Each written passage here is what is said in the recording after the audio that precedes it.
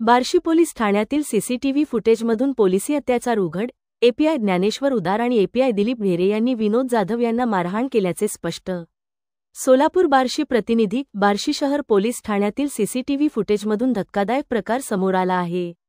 या फुटेजमध्ये पोलीस अधिकारी एपीआय ज्ञानेश्वर उदार आणि एपीआय दिलीप ढेरे यांनी स्थानिक रहिवासी विनोद विक्रम जाधव यांना मारहाण केल्याचे स्पष्ट दिसून आले आहे.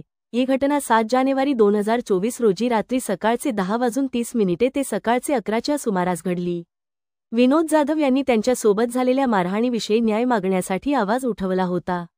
मात्र पोलिसांनी त्यांच्यावर खोटा गुन्हा दाखल करून सत्य लपवण्याचा प्रयत्न केला.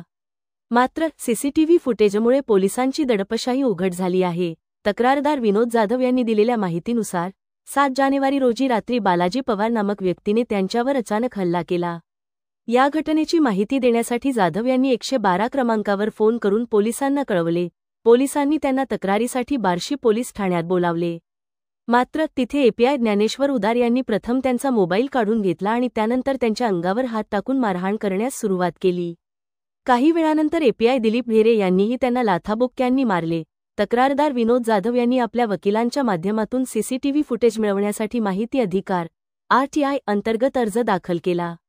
सुरुवातीला पोलिसांनी टाळाटाळ केली. मात्र वरिष्ठ अधिकाऱ्यांच्या आदेशानंतर हे फुटेज समोर आले. एपीआय ज्ञानेश्वर उदार यांनी प्रथम विनोद जाधव यांचा मोबाईल हिसकावला. त्यानंतर त्यांनी कोणतेही कारण नसताना जाधव यांना मारहाण करण्यास सुरुवात केली.